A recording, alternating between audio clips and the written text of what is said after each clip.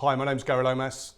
I'm a UK Sales Director for Ingram Micro Comms-care, and I'm with my good friend Andy Brocklehurst, who's EMEA Channel.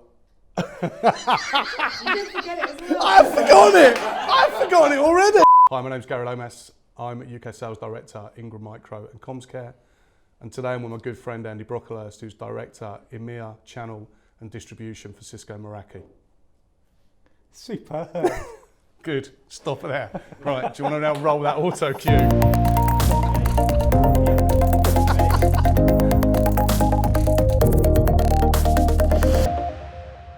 So today we're having a discussion about the Anyway worker and how they can thrive in the workplace of the future.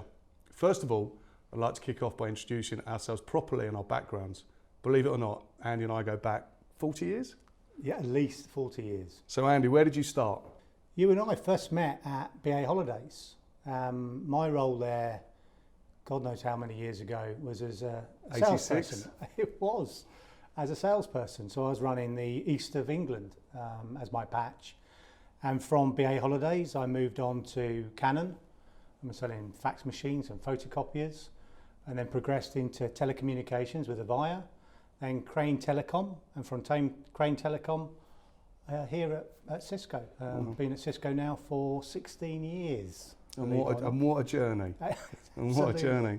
How's that map against yours? So I worked with you, we started work at 86. So after our illustrious youth football career came to an end. And I started in IT at British Airways Holidays.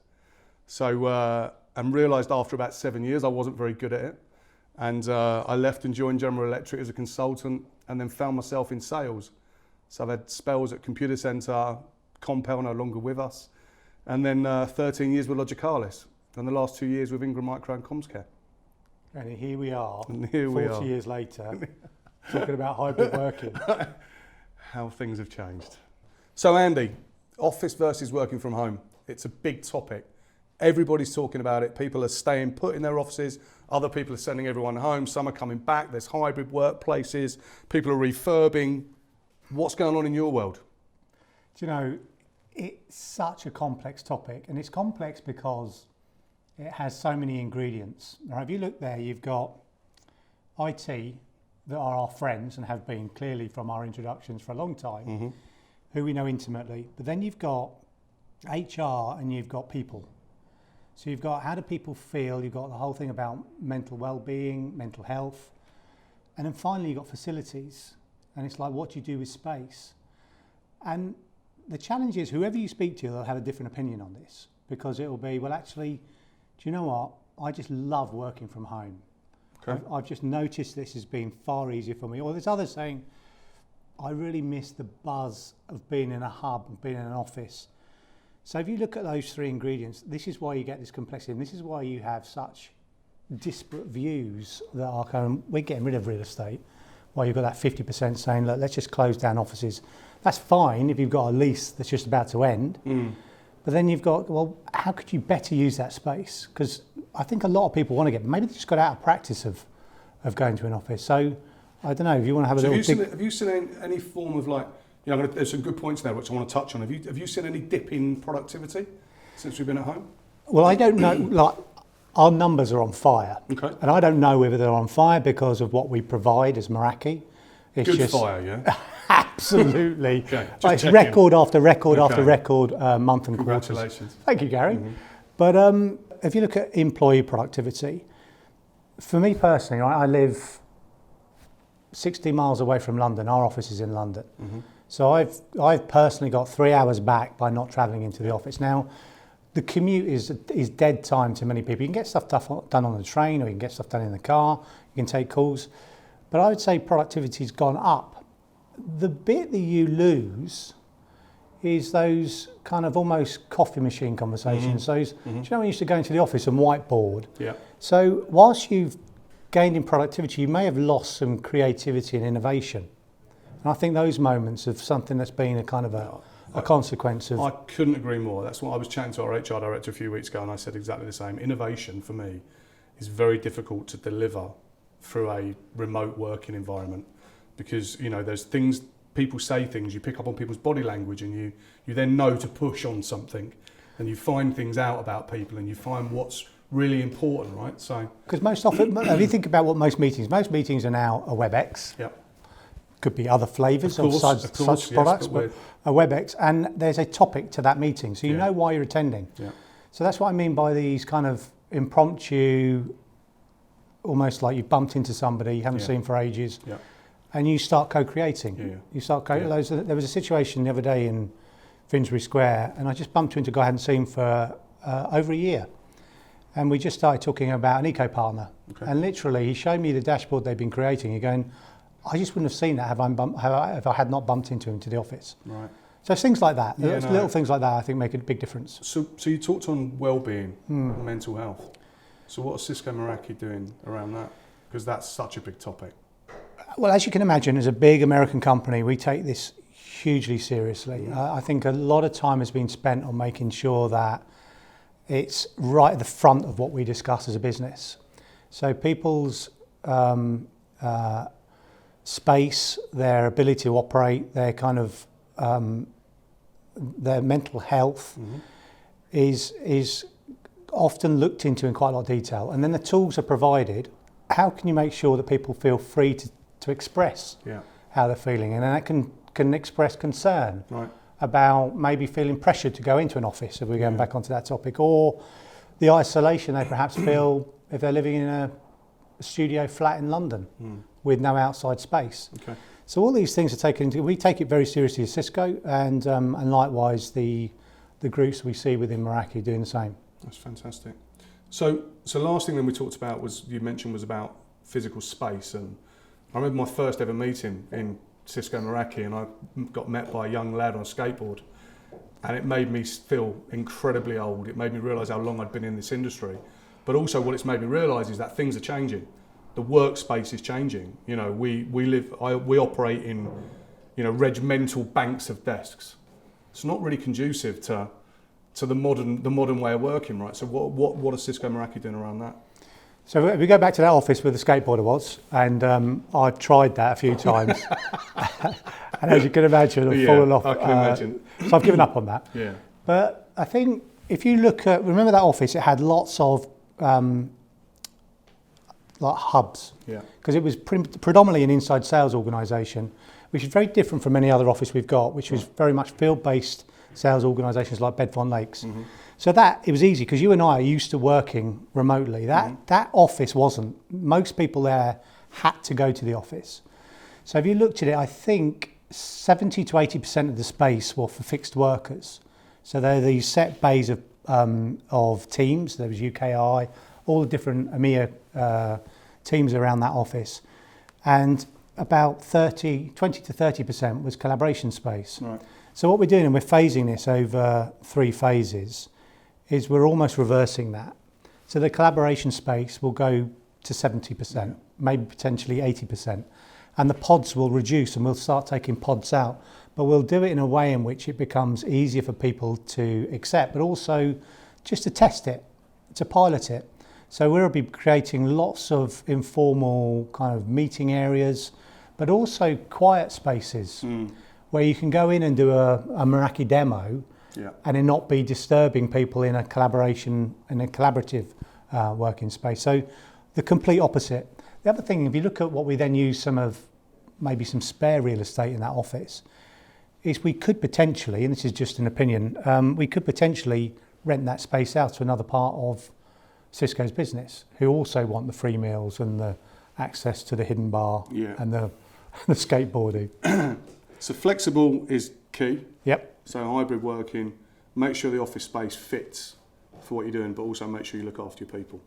So totally. Cisco Meraki, technology business, software business. What types of solutions are you leading in the market that can support basically what we've just discussed? Again, there are so many elements to this, which makes it really difficult for a partner. So if you look at the different elements in there, you've got security. So how do you enable a zero trust environment with people working pretty much from anywhere, right? They've got policy. What do you mean by zero trust? Well, they can access applications, they can access systems, profiles, but the way in which they do that is seamless. You've got things like multi-factor authentication. and it's done without any compromise to the business. So it's easy for the user to do, but we're just making sure they can access everything from wherever they want to access it. Right. So you've got security as a requirement. Then you've got the whole meeting experience, and without naming a particular brand, but we've all been on those meetings, those webinars with friends, and do you know when you're in a group and you get clipping and it cuts across, so you can't actually hear each other, so the experience becomes quite miserable. So you've got collaboration applications. Right. You've got the very fact that 98% of all meetings will have at least one attendee that will be remote. And then you've got physical space. All right, so if you take into that the physical space, the security, the tools, the applications, things like participation, how does a partner have the skill set to do all of those things? How do you get the fact that you get access to cloud-based applications with things like traffic shaping all done? This is where Comms-care can partner with partners to complement the services in which they've currently got to be able to deploy something as complex as that, right? Because they want to be experts in one or two particular areas. You're cutting across that 4 or 5 different areas there. Right. And this is where I think some of the challenges would be, but these are the things that we're doing. Okay. These are the areas we cover within our portfolio that make hybrid working a possibility. So in product names, WebEx, you've got Meraki with the 8 families of products. You've got the security portfolio. So there's a lot in there for even just from Cisco without it being across other vendor portfolios. So I've got a question for you, and it's one I think a lot of partners struggle with. When to lead with Meraki and when to lead with Cisco from a Wi-Fi point of view? So you've effectively got a cloud-based infrastructure solution versus a premise-based infrastructure solution. So what tends to happen is when you've got things like lean IT environments, when you've got the desire to become more and more cloud orientated, the decision normally switches to Meraki. Okay. When you've got iOS as the premise to where people want to build, and they've got a lot of Cisco EN, enterprise networking equipment, and they want to maintain the integrity of iOS, and they'll go premise-based offerings. But it's really just the appetite towards cloud or premise, I think is the core difference between the two. Okay, thanks for explaining that. So where are you seeing the real growth opportunities? I mean, you said your business is already flying, right? Or on fire, as you put it. So where do you see, in 2022, what's big for you guys? What's big for Cisco Meraki and our partner network, right? So if I break that into segments and then kind of technology areas. So if I look at where a lot of the growth is coming from, we're seeing as Meraki a lot of our growth coming in the higher end of the market. So we were known for being small and commercial mid, those mid-sized customers and below. Those are still growing at high double-digit figures. But what we've seen is larger organisations, and probably because of the topic we're talking about, a large organisation no longer just has this big campus. So if you think about how they're now operating, it's very similar to lots of small organisations. Yeah. So they're going, actually, we can use this. We can use what an SMB would use because a home office has effectively become a hub. So we're seeing a lot of public sector through COVID. Okay. That became a high growth area for us, and also the higher end of commercial and into enterprise and the largest accounts. So that's the segment piece of it. If I look at the growth in technology areas, bizarrely our switching is the highest growth area. But then if you look at the MX portfolio, so you've got the security UTM appliance, most of that's because of SD-WAN. So SD-WAN has been this big high growth area for us, certainly over the last 2 years. And we're going back to things like application utilization, traffic shaping. And then the other areas around things like IoT and cameras and AI and machine learning in the camera space, because the advantage of having such a broad portfolio even within Meraki means that you're seeing different growth in different segments. Yeah, I'm glad you got onto that, because IoT is significant opportunity for all of us. It's that extension of the network and then leveraging the information that travels across the network. We're in lots of discussions right now with some very significant retailers that are looking at the store of the future. And the good thing is it's around Cisco Meraki, but also then leveraging other technologies on top of it. So go back to the partner piece. So, what's the strategy? What's your partner strategy? Is it as many as you can get, or is it bringing it back to some really, really, really quality partners, that can go and drive your message out into the market? You always want a little bit of both, all right, because you want to encourage these net new, almost born in the cloud style partners to come in and start to adopt Meraki because they get to see in ways it complements their services. But I've deliberately moved to the latter, which is around how do we invest into the partners that are invested into us? Yep. All right, so how do we just get a greater traction and capability built into them? So layering on technical capabilities, build on their services they're able to offer, but get them to hone in on some particular business transformation that we're able to do with eco partners. You're just talking about that value you're seeing in retail. Some of the stuff we're doing now with the developer community around the camera as a sensor, where it can identify, theft trigger points. So someone going into our local Waitrose, Gary, and taking the grey goose off the top shelf and going, Lomas is back in here taking the grey goose out again. And it can send an alert to the police and the police in the car park. But you've got those, and you've also got things like, is somebody coming in with a helmet on, or a baseball bat, or a weapon. So it can do a lot. This is where retail's become, it's always been a big market for Meraki anyway, but they're adding the value through partnering. Partners like Empro 5, VApp, who are in our developer community, they're really starting to go, actually a lot of the value comes from what they create for us rather than just a static platform. I think retail, is a great sector that has got to rethink itself, but also give us a great experience. Because if you look at modern day, you talked about Waitrose. The Waitrose in Hayward Heath, right, is apparently one of the busiest in the country, right? But you can buy your dinner there from the train. You can go and sit and have a glass of wine in their bar. They've got a cafe. It's an experience, right? And all of that, when you're sitting in there, they know you're in there, and they want to know what you're doing and what you're up to and what they can then basically sell to you, right? That's ultimately their business. So people like Cisco Meraki are helping enable that. And if you add to that, I don't know how much you're starting to see now around the whole area of sustainability. So if you look at sustainability, but look at that from a perspective of that retailer, so we're back in Waitrose in Hayward Heath, and you've got the interlink into electronic shelf labelling. And you're starting to talk about how do we as a technology provider remove food wastage. So there's actually a big implication. You go, well, I'd never imagined Meraki could be responsible for reducing down food wastage. But then even things like port utilisation, where you're starting to shut down, in an office like this, where you can shut down the ports and have most of the power down, because we're moving more and more towards PoE, where the office is not being utilised, shut the ports down, start to really reduce down the energy consumption. It's great by the way. It's almost like we prepared this. You talked about sustainability, and it was one of the things I was going to ask you about. It's one of the big buzz. It's going to drive so many new companies. It's going to drive our industry massively, right? We've all got corporate responsibility.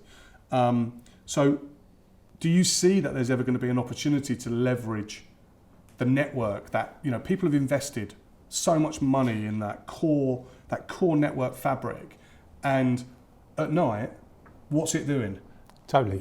It's literally, unless it's a university, right, then it's getting absolutely annihilated every night, right? But, in our world, in a corporate world, it's typically probably 20% utilised. Yeah. Do you ever see that there's an opportunity to then go, actually, well, why can't we reuse that and almost become a multi-tenanted network provider? I think we have to, and I think the other thing is that organisations won't buy from vendors and partners that haven't got a sustainability message. And also in there you've got carbon footprint and carbon reductions. We were talking about the tools and we were talking about the commute right at the beginning of the conversation.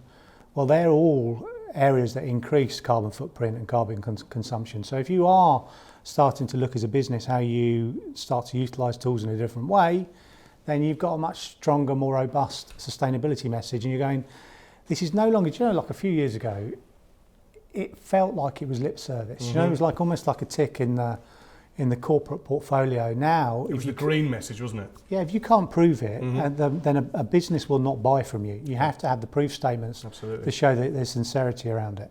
So Andy, how do you think the solution provider is going to need to change over the next decade with all the things we've just discussed? God, there's a lot in there as well. I don't know if I can go out 10 years, but I'll give it a go. Maybe 3 then. But if you look at some of the things we've already touched on, and I'll build that out. But when you're talking about providers as well, because that can mean multiple things. Do you mean like managed service providers, telcos, different? Yeah. How they're taking their services? I mean, you've got an array of partners and end users, right? So just give me a broad brush across some key areas in there. So we mentioned about SD-WAN earlier, and that whilst it's not new, it's something that is still accelerating. I think a lot of partners have stood up Cisco managed SD-WAN offerings, be it Viptela or Meraki or both. And I think that's a continued requirement that the managed service provider would have to create. Right. Now, a lot of them, and you and I have spoken about this in the past, have struggled to do that service creation piece. All right, they kind of know they need to do it. They know the market is transitioning in that way, but they've not been able to stand that service up themselves and do the service creation piece. And I know you've done that with quite a few providers. I do see that mid-tier of service provider as being the one that's growing fastest for us as well. Even the big, the BTs, the Vodafones, the Telefonicas, DTs, all those big ones, that's our fastest growing across EMEA. Okay. And the next tier around SD-WAN in particular is one. I would say SD-WAN is a big one. I think AI, machine learning, is another. And I think this other one, we've touched on it, we've prodded at it a couple of times around APIs and DevNet capabilities. Right. Yeah. Because I think what you'll then have is, how does the network become transformational? How does it enable a lot of what we've been talking about today become a reality? And within there, you need developer capabilities. Okay. So, firstly, it's good to hear that you're talking in system integrated service provider world, because that's a very, very large sector for Comms-care. So we've invested a lot of effort, energy, time, money in building those services. So why do you think then some of our partners, or actually lots of partners, are reaching out to people like Comms-care and they're struggling with what you just said about leaving things on the table? If you think that a lot of partners that we've classically worked with in Meraki or even in Cisco have been either VARs or integrators, and their motion has been resale. And now we're now wrapping an offering into the market that is a managed offering. This service creation thing, and I've even found this with my own team, have found the transition between a resale motion to a managed motion to be quite a complex one. And how you build and have a service creation capability is where they need advice and access. And this is where I think, if you look at how you've worked with particular partners recently and how you're working with us as Comms-care, is you've become almost like an advisor. You've become an advisory capacity that complements the services that exist within the reseller as they make the migration.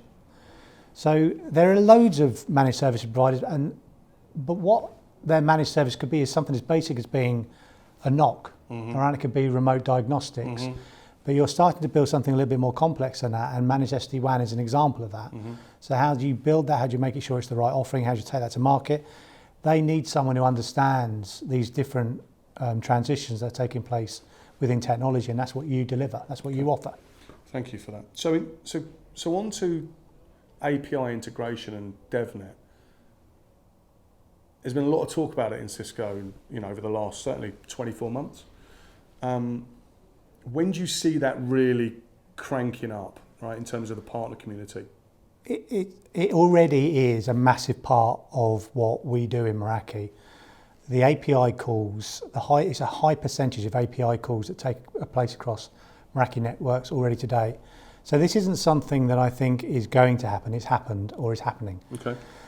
And it can be multiple different things. If you take like a splash access type offering into a university campus for students to access different networks and different services, that's still using APIs. But then if you take it to the other extreme and there's a large rail organisation here in EMEA, and they do it to look at things like health and safety issues. So it could be around crowd density, it could be around air pollution, air quality. Right. So you've got it could even be down to how many times are people going to the toilet in a particular station. So we organise the facilities team. What time of day it is. So you've got it actually goes down to showing you what people are looking at on the train in terms of their browsing history. Wow. So there are lots of different additional incremental services, and this is what I mean by it's moving up into the application area. And I think there's loads of services value that a partner can create for themselves. But again, I think they're going to need developer help, all right? Because either they're going to have to create developer capability in their own business, that takes time and a lot of investment. They'd like to either use a library of pre-developed services, or they would like to use an organisation that has DevNet skills and capabilities that helps understand how they can unlock the capabilities of the API. So summary then, so partners of the future, don't leave services on the table, all right, which is really important. Move away from just the technology, but also attached services. You talked about automation and API and DevNet integration, so application integration. So ultimately, this is about when you and I were selling networks 20 years ago, you'd lock them down. They'll be locked down, and then 5 years later, you'd turn up and try and refresh it. Yes. We're now in a world of we sell it, and our value actually comes after the sale. Completely. It's about what you leverage and how a business can take value out of that investment and layer on new applications, services, all of those things. So, well, this is a big one. This is a huge one, because to Cisco, we're only this better be good, by the way. It is, right. And I think you'll kind of really relate to this. But that motion you talked about is with, you go to a customer and they buy the dream. If the dream doesn't become a reality, then you kind of go, okay, what do we need to do to make that dream better? In a world of a URL, they can turn this service off. All right, so advisory and customer services, CX has become a key thing. Yeah. We've only just started talking about in Cisco incremental annual contract value. We've only just started to talk about renewals. Now, these things in the world you described then is a really important one, because you asked the question earlier about how can you help a partner sell more services and product. Well, we've got 8 families of products, I mentioned that. But they're not going to buy another one if that first thing you've sold them doesn't particularly work. So you need to have those advisory services, those CX people going in, making sure that the initial dream becomes a reality. Then you get the renewal. Then they'll buy more off you. Then you can sell to more customers as a partner. So all these things now, you'll see the Cisco sales army marching to that beat, and I think the partners will welcome this, because they've been marching to that beat for a long time, and now we've just caught up. Right. So these are the way our compensation plans will work this way, all the way through the specialist teams, the Cisco teams. So everyone will be talking about incremental annual contract value, it'll be talking about the ability to renew, and it'll be the need to have CX involved to ensure that people can use what you've sold.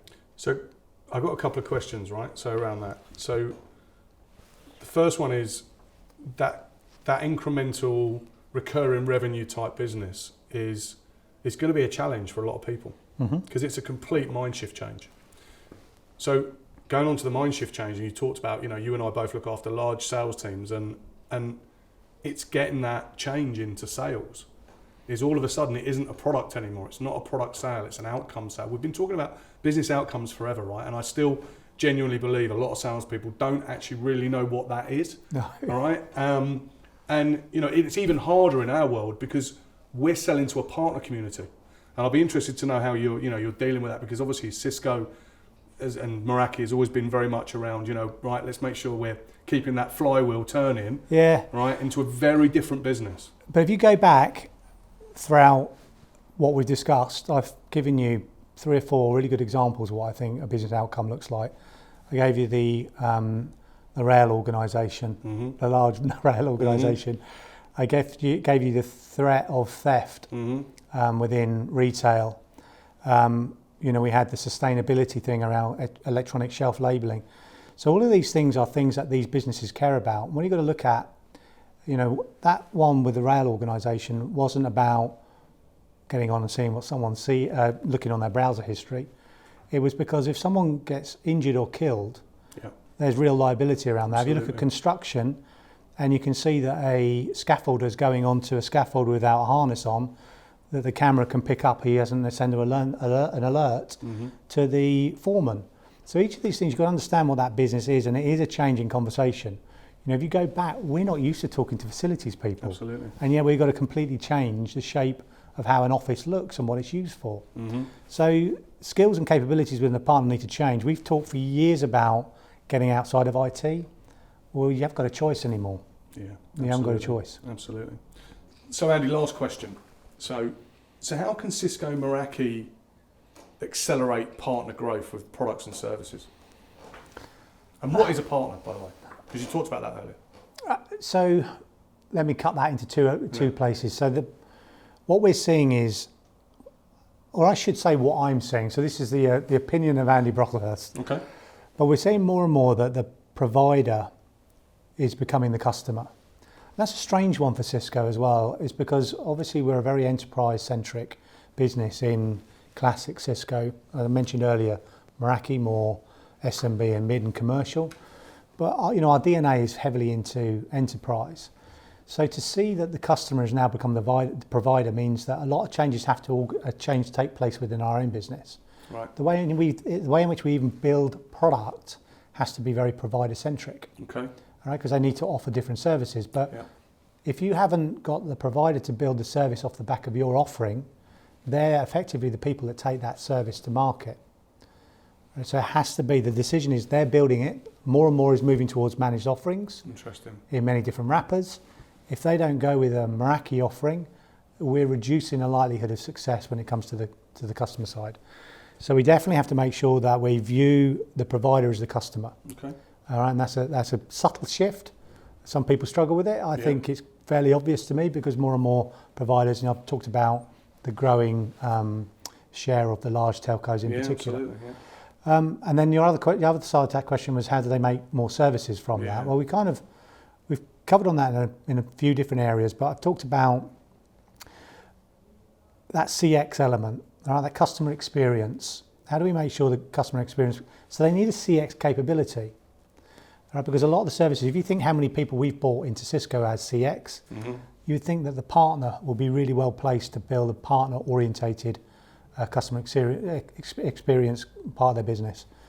The developer applications to deliver those business outcomes we just touched on, there's another area there. I think there's real value in that because you're knitting lots of different systems together and you're actually encouraging, because quite often I think this won't be a partner operating in isolation. All right, you'll end up with 4 or 5 different partners working together in collaboration to pull a solution together. So I think you'll see far more partnering that will take place there. I mean, CX is, we've been talking about it, everyone's talking about it. I think we're all still trying to work out what it really is for us and what value we add in that. Certainly from some of the things I've seen so far, people see it as a way to unlock rebate rather than actually a way. Am I allowed to say that? Yeah, you are. Okay, so I'm laughing because I've heard it said myself. Yeah, and rather than actually, what's it really delivering for the customer? Because ultimately this is about, brand. Is the brand above the door delivering what it said it was going to against that objective? Yes or no?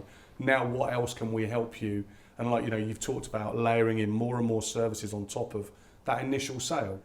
It's so funny, right? Do you know we got land, adopt, expand, renew? Yeah. I remember it well. All right, and that's kind of going back in old language. But then I still think in those terms. When you think Meraki, we've got a renewal rate of something like 95%. So we haven't got a renewal issue. Wow. We've got a lot of people where they're buying multiple different products. But I think if you look at what they do with those products, that's where you start to go, well, there could be a real CX thing in there. Are people going down? And because you've got the analytics into the dashboard, because I think the question you're asking is, what's the proof point of success? How do you measure success in a CX world? And if you can see, going back to the MX again and talking about things like traffic shaping, is the customer operating and using traffic shaping to make sure that the PlayStation 5 that my son's using isn't taking priority over my video conferencing system that sits in the corner, right? So just classic kind of, have we set up different SSIDs so you've separated out capability and capacity for different users within a network, it'd be at home, a small hub, or an office. So you could show that, but a classic one would be WebEx. Right. What's the adoption rate of WebEx within an organisation? What's the number of failures? What's the rejection? What's the customer satisfaction of using WebEx? And how do you measure that? Well, you can see because actually it's got a lot of analytics built into it now. Okay. So it could be how many people join on time, how many people join late, how many people have an agenda that is actually stuck within the meeting, so you can see that. Are they using WebEx Assist, which takes notes and gives a follow-up action?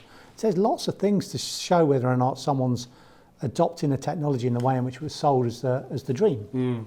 The other thing is, renewal for me is a big one, because ultimately, if they turn that URL off, then the dream's not become a reality. Yeah. So I think things like that are things that can be measured, but I think you have to have what are the points of measurement of success up front that can't be around the rebate. Okay. So do you think you're going to see a shift from salespeople moving into CX roles, or do you see that you're still going to need frontline sale and CX? I think we've already seen some of that. Right. I think we've already seen where you've seen sellers move into customer experience. Because it's ultimately a sale, right? At the end of the day, it's still a sale. It absolutely is. And again, I think it will change as reward and remuneration changes. Mm-hmm. All right, so then that becomes the big measurement, and you'll see probably more of a change of it. I think you touched on something earlier around capability of salespeople to be able to identify and articulate business outcome and business value. What's the transformational value that they can spot within a customer, rather than what's the refresh motion because something's gone LDOS. It's been in situ for 5 years. Yeah. So I think there's all those changes that will kind of lead to the same outcome, and then I think you'll see roles evolve. And I think we're kind of in that almost messy middle bit at the moment, it feels like, where we know customer experience is really important. Lots of organisations have still got an element of hardware and software, and a lot of them aren't services based. So you kind of got them doing a bit of both. They're selling a bit of hardware, selling a bit of software, and then hoping it's renewed and used in the way in which it was sold to be used. And that, I think that's a real challenge, because I think we can't turn off the cash flow of the business. No, you can't turn that off. But you want to go to a new world, and it's going to take time, right? But I think where certainly, as someone outside of your business looking inside it, I think Cisco are doing a very good job of how they're transforming their organisation whilst they're still delivering against the objectives that they've set themselves. So and hopefully the share price backs that up as well, right? So the stock I've got is looking pretty good. But they're all indicators. The market, of course. We've had probably better results in the past, and the share price hasn't budged. And here it is, because we've made a few promises about things like customer experience, around moving to becoming a software company. Yeah. Things were really tough for Cisco, right? We were as hardware as you can get a few years back, and now it's a huge and growing part of what we're doing, and it's the recurring element of that software. But I think, again, if you look at what you do, that's where the partners are going to need your help to get that recurring software value and that renewal rate, and these new services stood up. I think that's where Comms-care add a massive value to our success. And thank you for that, Gary. Well, thank you very much. So on that note, look, it's been great seeing you as always. I've got one question before we go. West Ham. Yeah. Top 4? I don't think so. I would have said so end of November, but I reckon it's looking like top 8. Okay. Well, look, mate, great to see you. Cheers, mate. See you soon.